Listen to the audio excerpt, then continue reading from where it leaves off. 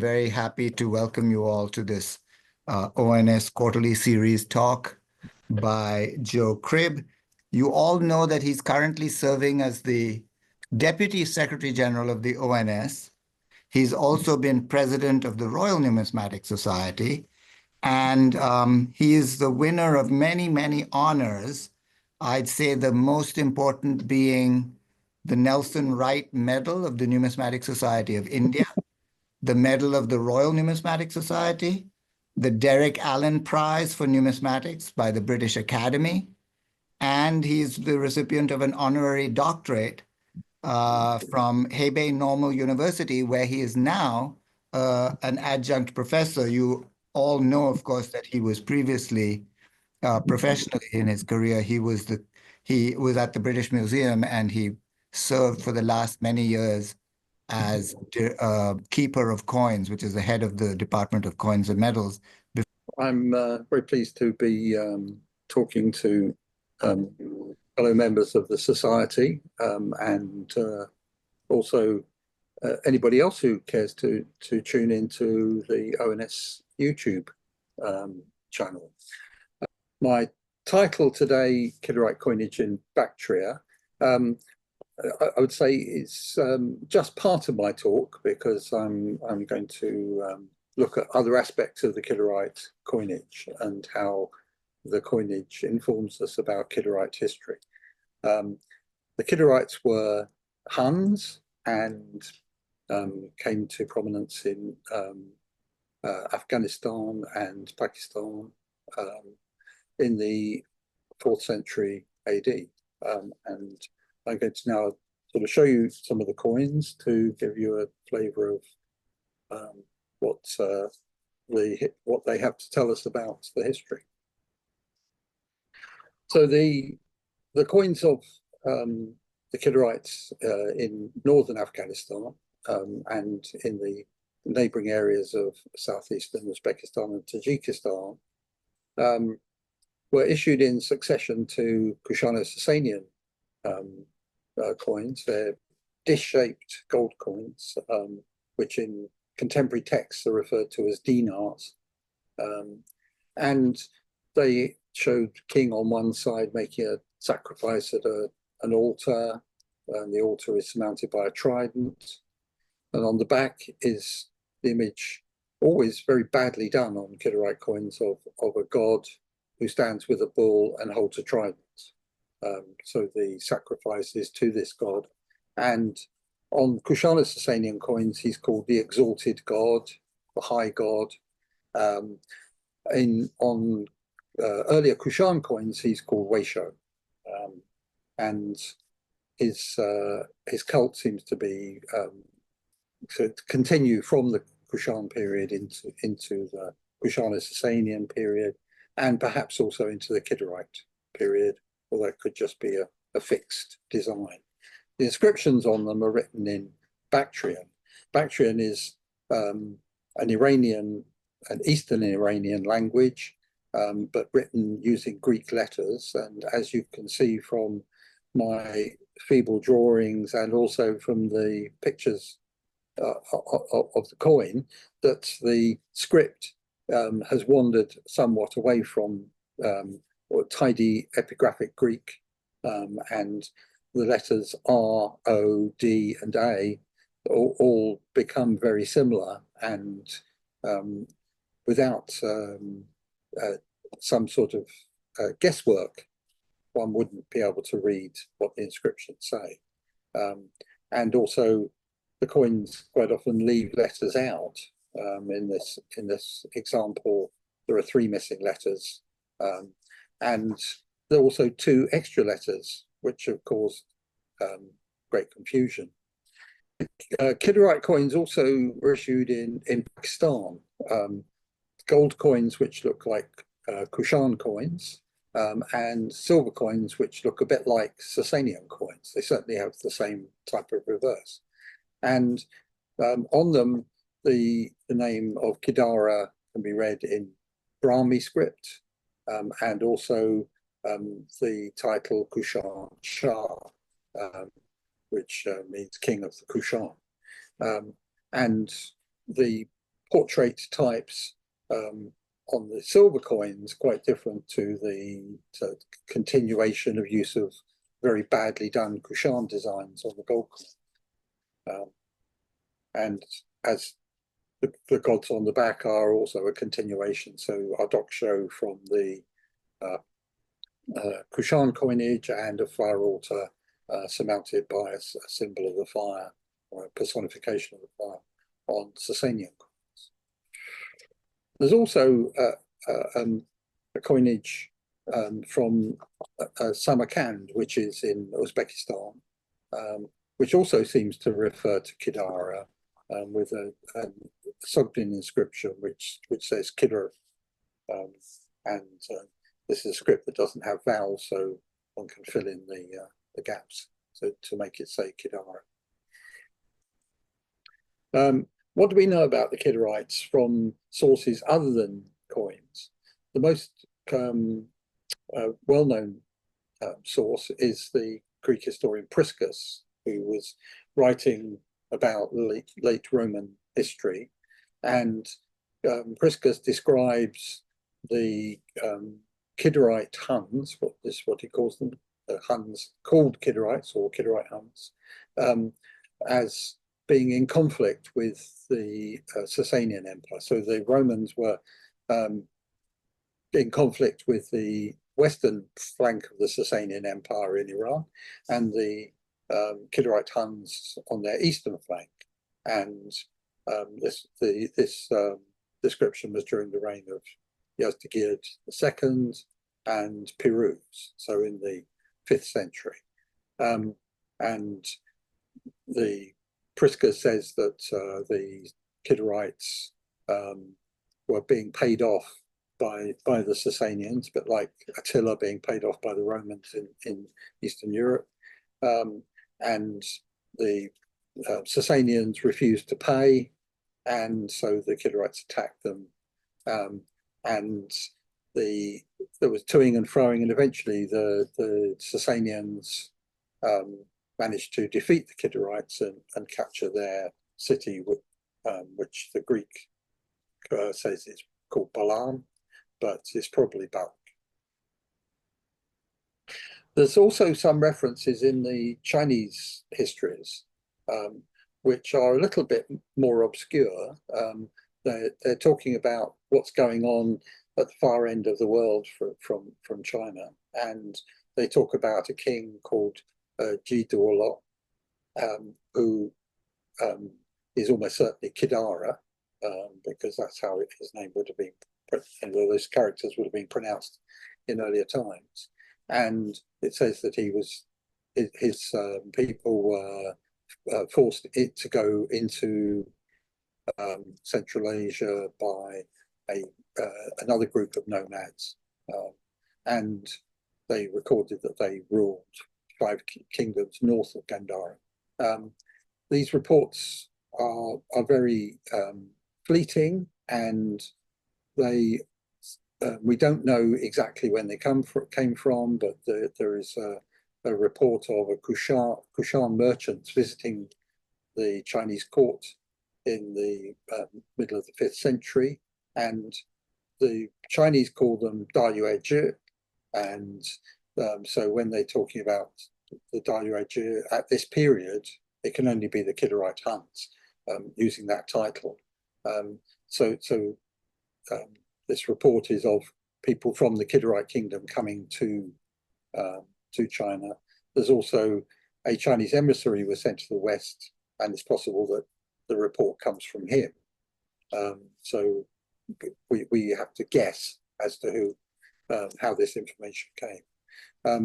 Another Chinese source says other things about these people, calling them Huns, the Chinese term Xiongnu, and they report that Kidara appointed his son to rule in Peshawar, and refers to them as the lesser Yuezhi rather than the greater Yuezhi, which is Dayuezhi, and that they were like the Huns, etc., and used gold and silver coins. But unfortunately, this is almost exactly what the Han Shu says about the beginning of the Kushan kingdom. So one can't be confident that this report, or the more detail in this other report, has any reality. Might just be the person writing the source simply looking back at older histories to fill in the details. So there's another account of Huns in Central Asia coming from a historical text which talks about a king called Huni, who is ruling in Sogdia, and the source, another source says that there's an embassy sent, and also that the king who is now ruling is the third generation, or it says there are 3 generations of this. But so there's a debate in the literature about whether this is a whether this King Huni is the 4th king or the 3rd king of the state. And if we go back 3 generations, we end up sort of in the middle of the 4th century. There's also reference to Huns in another Western source, a man called Ammianus, who wrote about Shapur, the Sasanian king's siege of the city of Amida, and that Shapur visited the territory of the Huns. Kiomata is a transcription, presumably of Xiongnu, and the Kushans. And all this is going on again in the middle of the 4th century. It's difficult to be 100% sure exactly what's going on, but the word Hun is very clearly there. And from other sources, it suggests that these Huns are the Kidarite Huns. So from these different sources, we have Ammianus talking about Huns and Kushans in the middle of the 4th century. The Chinese sources are reporting things in the middle of the 5th century, but suggesting that Huns are in the area 3 generations earlier. And then Priscus talks specifically about the Kidarite Huns during the middle of the 5th century. So we have two different periods being talked about in these texts, and this has created some problems for writing the history of the Kidarites, because some people prefer to use the 5th century dates and others prefer the 4th century dates. So this is a sort of diagrammatic version of what's going on. So there are Huns coming in from the central inner Asia to the north of Xinjiang, and at the moment, at that time, Sogdia was being ruled by separate kingdoms based on cities like Samarkand, Bukhara, etc. Then Bactria area to the south, embracing the southern part of Uzbekistan and Tajikistan and northern Afghanistan.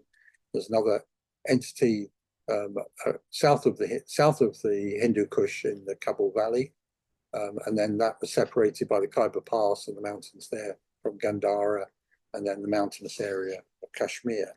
And these areas, at the time of the arrival of the Huns, were ruled by 2 different political entities: the Kushano-Sasanians, who ruled in Bactria, but also seemed to control part of Sogdia, and also the Kabul Valley, and the Kushans to their east, still controlling parts of Gandhara and Kashmir and the northern Punjab.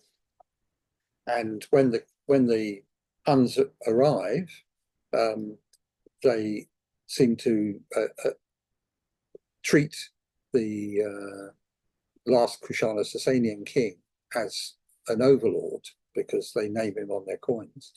The Kabul Valley gets taken over directly by the Sasanians, and Shapur II is controlling the area and issuing coins.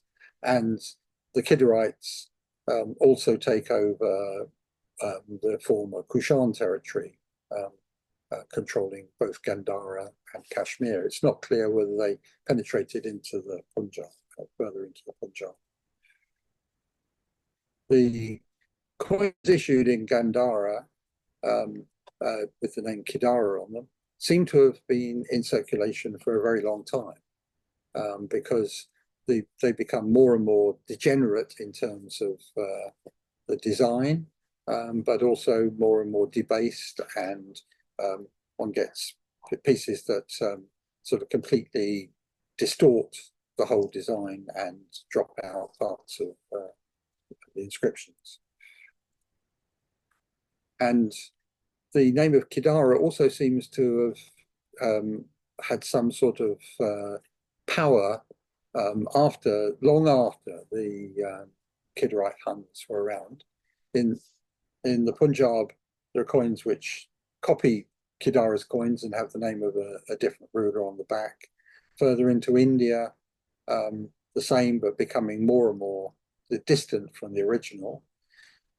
In Kashmir, the basic design is retained but reworked, and the title Sri Shahi, the Lord King, written on them. And then you start to see other names appearing, so Sri Pravarasena appearing on the back of the coins, but still the name Kidara is there. And again, the design is reworked in a slightly different style. It also appears on slightly later coins issued by a ruler called Tujina and another Pravarasena, presumably the second. So the name Kidara keeps appearing in Brahmi on these coins for several centuries after the rule of Kidara himself. And in Kashmir, this is from an article I published in the journal.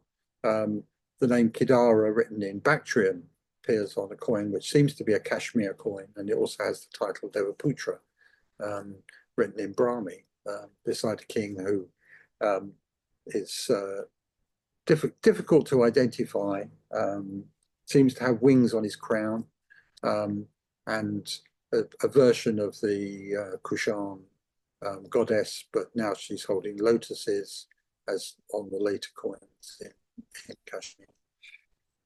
So Kidara is seems to be playing an important cultural role in the region. The coins issued in Bactria and the coins issued in Gandhara can be linked by a rosette motif, which appears on the first issues of in the name of Kidara in Gandhara and the Punjab, and it also appears on many of the Bactrian issues in the name of Kidara. And also these coins seem to have a Brahmi bee in the field, which suggests that they're it's linked with the mint of Balkh, where these coins were made. Earlier Kushano-Sasanian coins have the name of Balkh written in Bactria on them. And the coins in the name of Kidara are preceded by coins with the same design, wearing the same sort of crown, but with the name of the last Kushano-Sasanian king. So they say Lord Varan instead of Lord Kidara. Wazarko is a Bactrian adaptation of the Iranian word for great, in the same way as Shaho is Shah in Persian. There is a problem with these inscriptions in the name of Kidara, because, as I said, when I first introduced them, they sometimes have extra letters, sometimes have letters missing, and some scholars have said these coins are not issues of Kidara, although it was first suggested in the 1930s that the name Kidara was on these coins. Because they want these coins they want Kidara to be later in the 5th century, and so they try to explain away these coins as being coins still with the name of Varan, but with the prefix Ki in front of his name. Unfortunately, it doesn't correspond with what is on the coins, but the historians who wanted to put Kidara in the 5th century saw this as a way of ignoring the fact that Kidara's name appears on 4th century coins.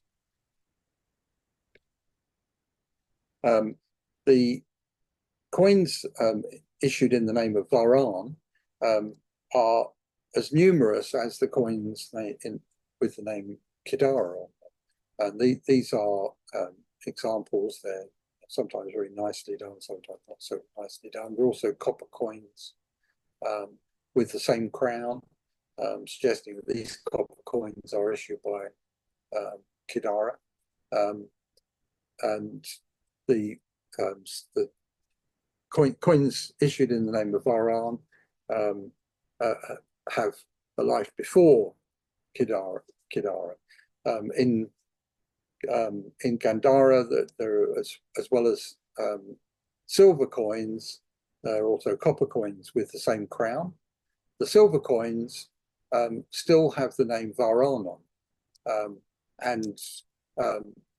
but some Brahmi on the back says Nandaya. You can see the nut there on this coin, and if we go back here, this distinguishing feature on these coins, a tamga, also appears on some Gandhara copper coins with that same crown. This one just says Shah in front of this face. And before the coins with the name of Kidara in Gandhara, there is another set of coins which have a different name but have many of the same characteristics. They say Piruz, and so here is Piruz, and some of them say Shah as well, king. And next to Piruz, it says Gadahara, which must be Gandhara. So these are saying Piruz, ruler of Gandhara. There are sort of various versions of it, but some of them have again this word Nanda, or on the previous coin Nandaya, written in various places. So here's the Nan and then Nanda written here. They also have there are also silver coins which have the name of Piruz, and still have the Nandaya written there. It's completely obliterated on this coin. And there are copper coins which also have the name. So this one says the Piruz is here and Shah, and this variety has Gandhara written on it, but also the Nan that appears on gold coins and silver coins. What is noticeable about these coins coming from Gandhara is that silver coins and copper coins show a king wearing a horned crown, whereas the gold coins still have the Kushan style image on. And this horned crown is also seen on coins issued in Bactria, still with the name Varan on them in Bactrian, but with the tamga that appears on Kidara's coins, and this ram's horn crown. So one can presume that these coins are issued by the same, or in the name of the same ruler.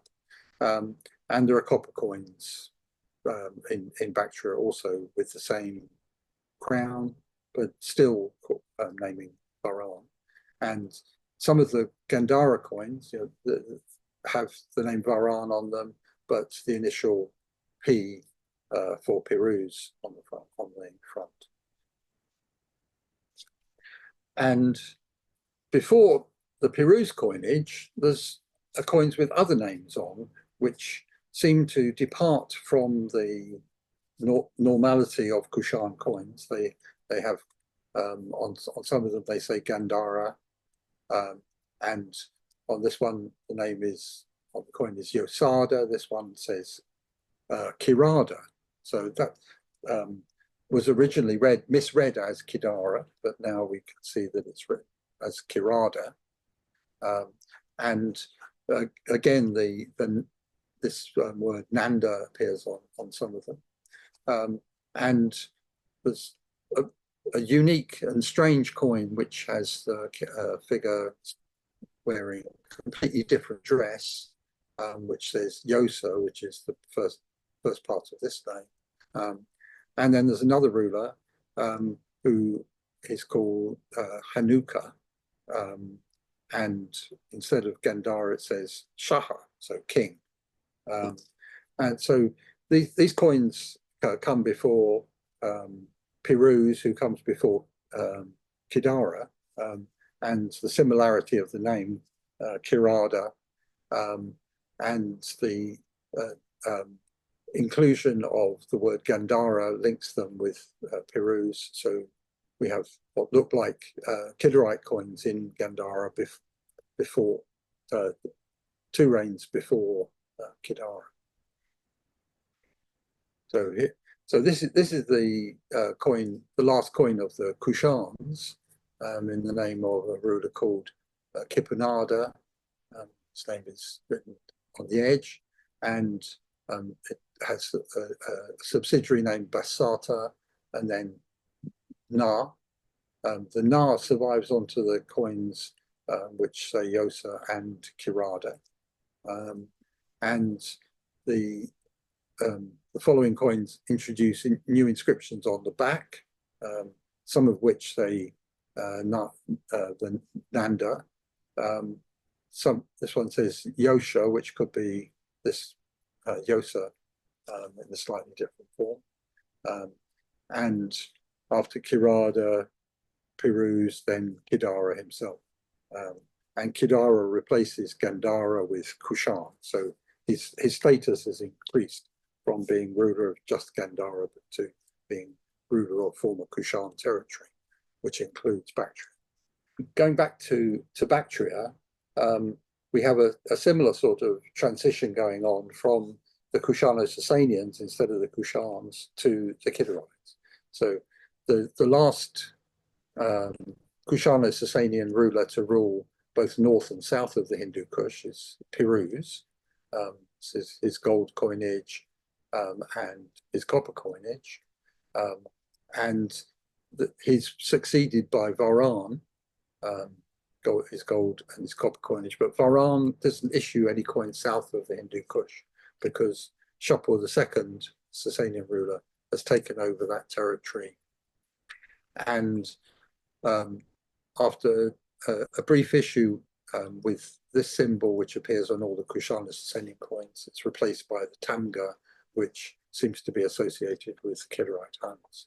And we go from coins which still have the crown of Varan, to coins with the ram's horn crown of Pirus, to the crown with high raised ribbons associated with Kidara. And we have copper coins that sort of follow the same track. And then that is followed after these coins in the name of Varan with coins in the name of Kidara himself. And here's the Tamga again, appearing on all the Kidarite issues, both in the name of Varan and in the name of Kidara. Just this coin, I'm still not sure how it fits, but it's sitting in the British Museum trays and has been unrecognized for a long time. But now I can read that it says the great Kushan King Varan in Pahlavi, and has the crown of Kidara on one side and a bust, an unrecognizable bust. Maybe it's the god, the high god, in a slightly different form, but we don't know how this coin fits or where it was issued. So the overall picture emerging from this is the Kushanate Sasanians ruling in Bactria, and then in the Kabul region, and in conflict with the Kushans in Gandhara. And these are the names of the rulers. Apart from the first one, they issue gold and copper coins. And then the Kidarites take over, continuing the Kushanate Sasanian style coinage, first of all in the name of Varan, but then in their own names. And parallel to them, the Kabul region is ruled by the Sasanians. At the same time, issuing Kushano-Sasanian style copper coins alongside his silver coins.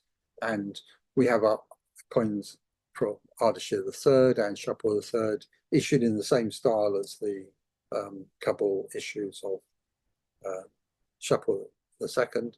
And in Gandhara, after the Kushans, then we have Kidarite coins preceding Kidara himself.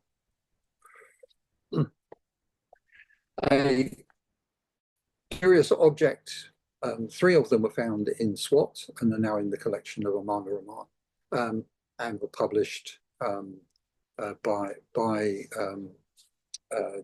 the various volumes relating to Amana Rahman's seal collection. And inscribed in this, it's an inscription which calls this ruler a Hun Shah and a Kushan Shah and ruler of Samarkand.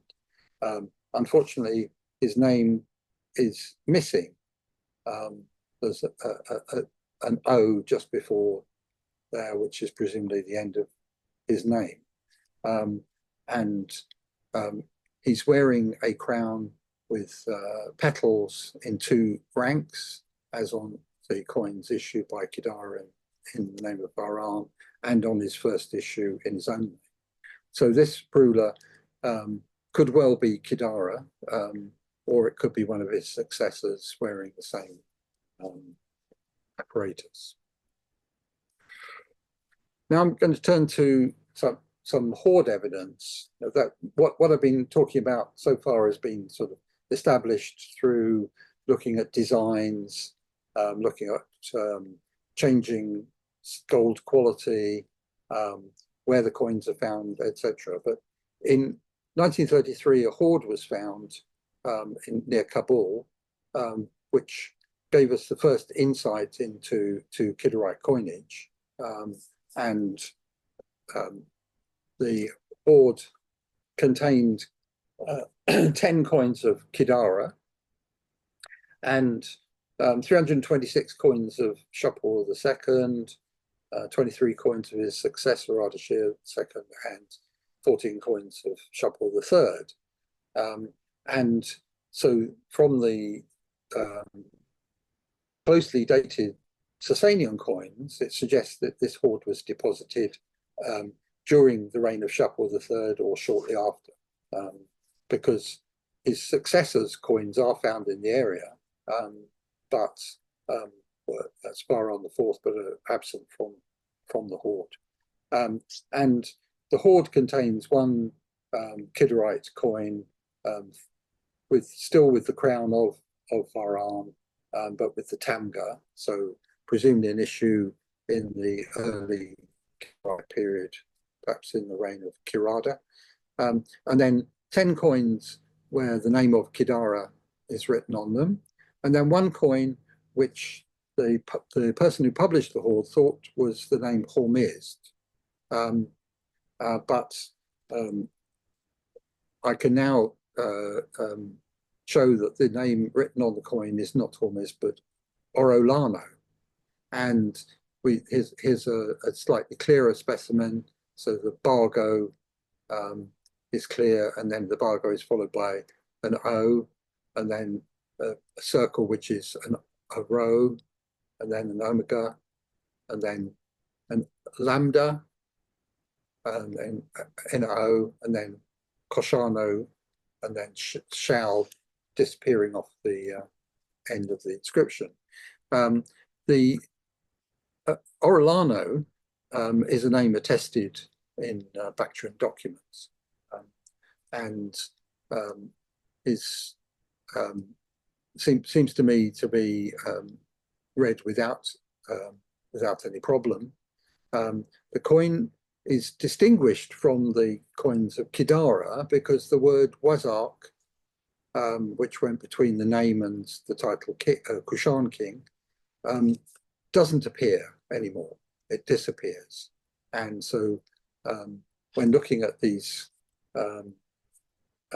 post-Kidara gold coins, if you can't see the word Wazarko, then you've got a later coin than Kidara. And so sort of going back to my table of the Kidarite coins, first of all, those with the name of Varan, then in Kidara's own name. So now we have the next coin and the next ruler, Orolano, and his coins seem to be contemporary with those of Shapur III. So far, we only have gold coins, but his crown is the same as Kidara. So the Kidara copper coins in the name of Varan could well continue to be issued into the reign of Orolano. And I've now seen quite a number of his coins, and here we have one where there is a tamga underneath a second tamga underneath the Kidarite tamga. We'll come back to that later on when we've looked at some other coins. And following Orolano's coinage, this is going back to numismatic method, looking at letter forms in the inscriptions, looking at the use of control marks and the degeneration of the reverse, etc. We have a ruler whose name seems to be Pidoko. It's a name that is attested in the Bactrian documents, but the writing is getting more difficult to read. The PI is quite clear, and then there are two circular ones, which could be DO, and then letter that looks a bit like a K, and then no Wazark, and then Kushan Shah. So it could be these two letters, which appear on quite a lot of his coins, could be it could be Pidoko Ro or something like that to complete the name. But it's that this after Kidara, this coins with this inscription are the commonest of the Kidarite coins, and they become quite crude. Quite a lot of them have an S-shaped symbol here, but this one you can see it has this extra tamga here. And we also have coins which with the same tamga appearing and very clear inscription, which is Toboziko. And we already knew the name Toboziko because we have silver coins in the name of Toboziko. And on some of them, you have the same tamga. And it's this coinage is a useful marker because it copies the coinage which comes after Shapur III, the coins of Varan the fourth. So you can see, this is Varan the fourth's coinage, and he's wearing the same crown as Varan the fourth, and here in Bactrian it says Toboziko Shaho. On some of them it just says Toboziko, and one finds examples overstruck on coins of Yazdegerd, the pointed fire altar and the crescents. You can just see the trace of a crescent there, and the pointed fire altar.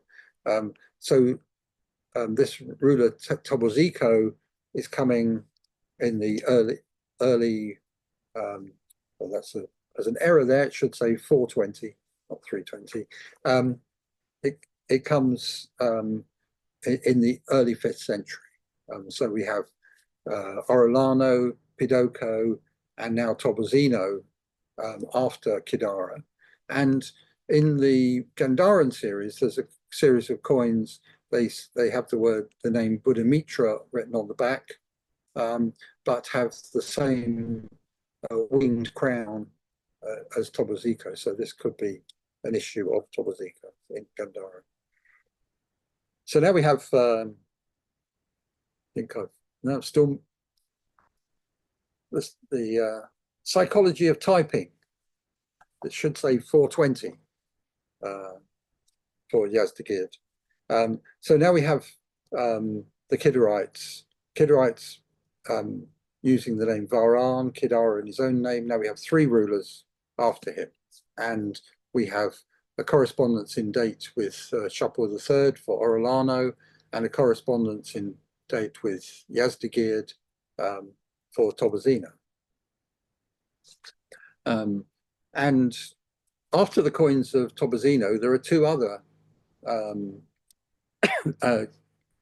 coins in the style of the Kidarites, which seem to have a different name. So this one begins with what looks like an omega and a kappa.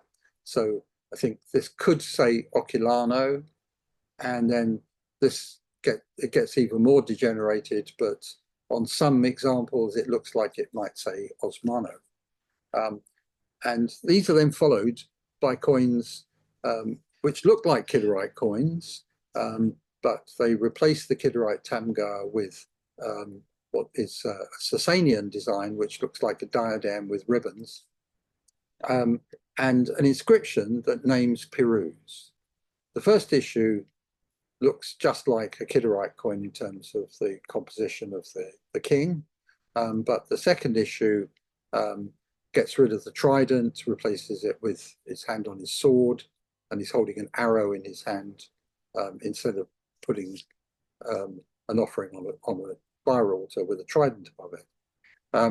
And this reads Pirazo Shaho, Pirazo Shaho Nano Shao, which means King of Kings.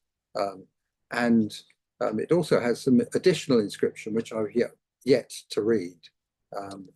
And he wears the crown of Pirus on this second issue. So with a crescent at the front, a crescent on top, and a turret at the back. And from the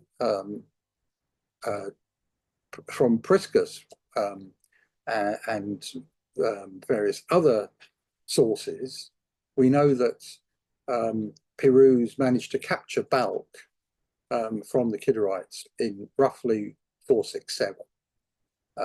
So in the middle of the 5th century, we've had possibly 5 Kidarite rulers before Pirus captured Balk and drove the Kidarites out.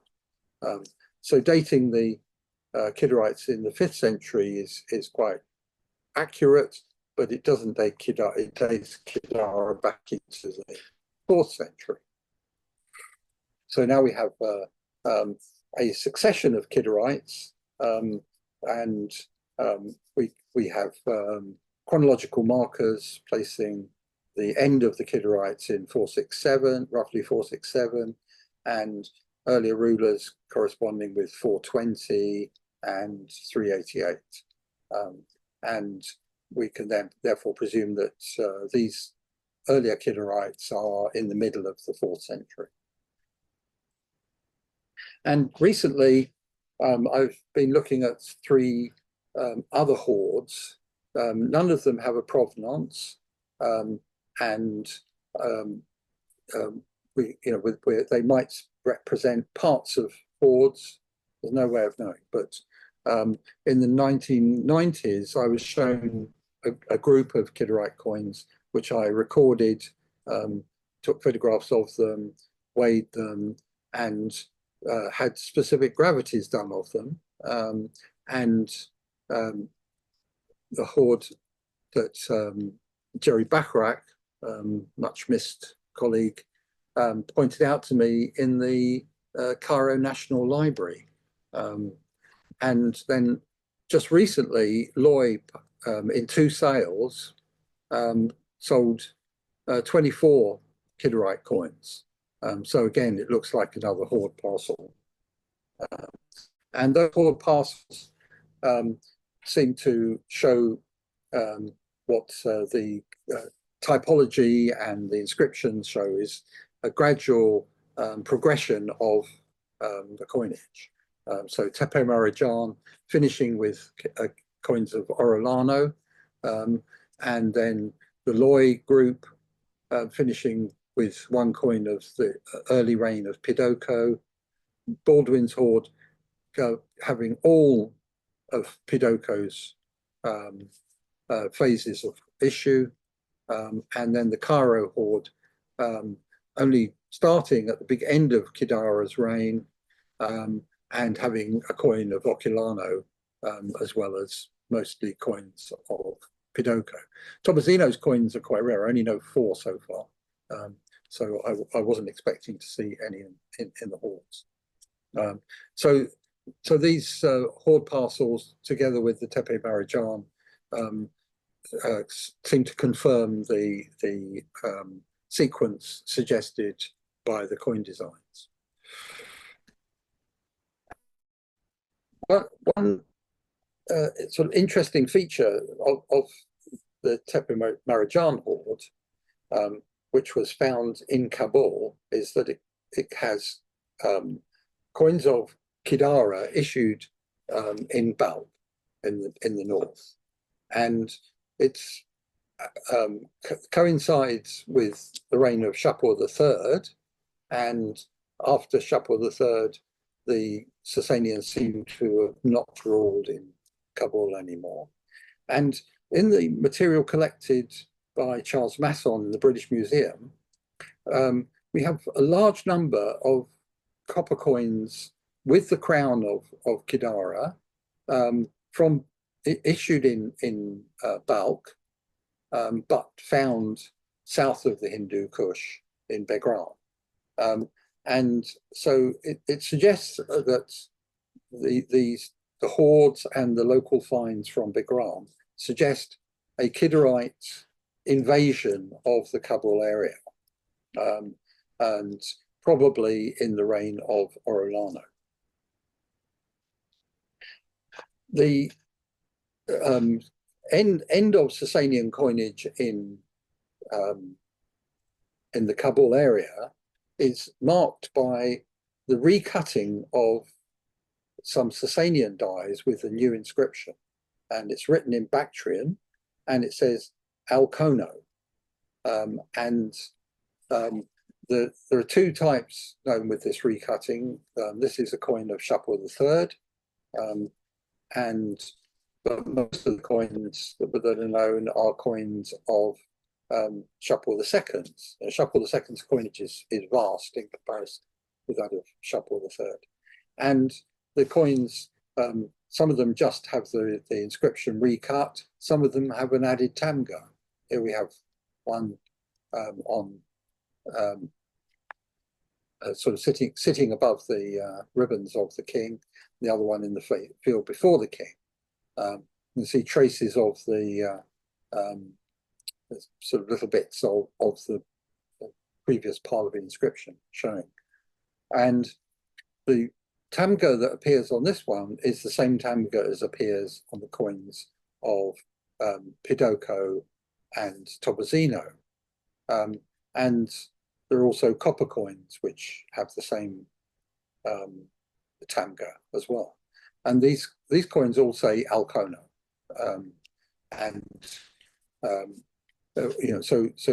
Although there's a connection with the Kidarites north of the Hindu Kush, there is a name which we now associate with Huns south of the Hindu Kush.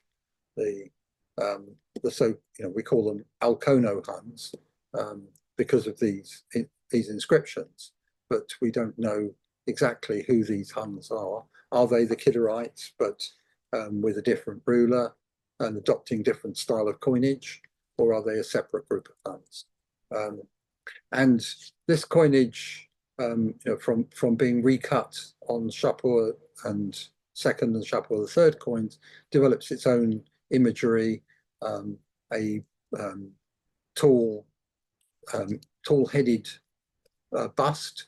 It's thought that the Huns bound children's heads so that they made them taller.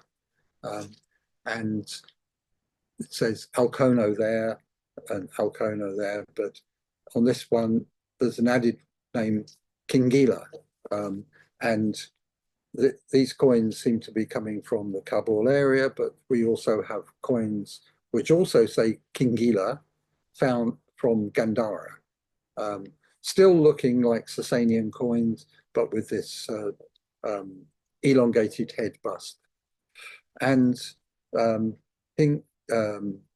Kingila is also recorded as issuing a coinage that looks like Kidarite coinage. So this is a coin of Kidara, and it, instead of Kidara's crown, it has a crown with wings and a crescent, a bit like the crown of the Sasanian king Varan, and inscribed here it says Kinga, and then his silver coins with his Hunnish portrait also saying Kinga, and the reverse is very similar. So it's possible that this was when King Gila first started issuing coins in Gandhara and then immediately changed over to this style. It's interesting that this group, who we refer to as Alcon, that on the back of one of Kidara's coins, it says Alaka. And on the back of his gold coins, it says Allah. So it's possible that the Kidarites and the Alcon were part of the same group, and that the Alcon were subsidiaries of the Kidarites, but then asserted themselves and replaced the Kidarites in Gandhara, in the Kabul Valley and then in Gandhara. There's also a silver dish in the British Museum, which has a picture of King Gila on it. The dish was found in Swat, like the ceiling I showed you before, and it has 4 horsemen on it. This one with the elongated head and slightly different, but not quite so tall, but very similar in structure. And then 2 Kidarite style portraits, with facing bust and a elaborated crown. But this one has, this horseman has ribbons coming from the back of his head, and these are the ribbons of King. It's a royal diadem. These are the ribbons from the royal diadem, as they are on King Gila's coins, and he has the same crown, a winged crown with a crescent in it. And some people, there is a very cryptic inscription on the dish, and some people have tried to interpret that as King Gila, but with some contorted logic. And when Piruz took over from the Kidarites in Bactria, the same sources also describe him being then defeated by Hephthalites who capture bulk from him and then 10 years later kill him. And in the series of Kushana, Sasanian, Kidarite, dish-shaped gold coins, the series finishes with 2 issues, one which has the name Mehama and the other which has the name Adomana. They don't use the title Kushan, as the Kidarites had done.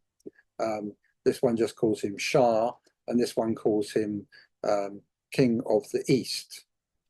And these, they replace the god with the bull, with a seated goddess. And this seated goddess is sitting on a lion. It's very distorted, but they see the lion's face. And these 2 rulers, Mehama and another typo, sorry, it should say Adomana. These rulers also issue coins in the Alcon style. So this is Mehama's coinage and Adomano's coinage. They both use the same tamga as the Alcon. And here we have a version of the Alcon tamga appearing on their coin as well. So it suggests that after the Kidarites have been driven out of northern Bactria and the Sasanians briefly held it, they were then succeeded by Huns, who the Western source called Hephthalites, and numismatists would refer to them as Alcon. And so we have an extension of the table of rulers from the early Kidarites using the name of Varant, Kidara, then his successors, then Piru's taking over, and then Bahama and Adomano issuing coins. And these rulers come before the well-known Hun rulers, Toramana and Mihiregula, whose dates we know because of inscriptions, putting them around the end of the 5th century. So the placing of these early Kidarites in the 4th century makes sense when one looks at the whole picture from the time of the rise of the Kidarites to their fall and their succession by Sasanian king and then by the Huns. So from the coins, we've been able to construct a chronology, add several kings' names to the history, and show that numismatic evidence trumps textual evidence. Thank you.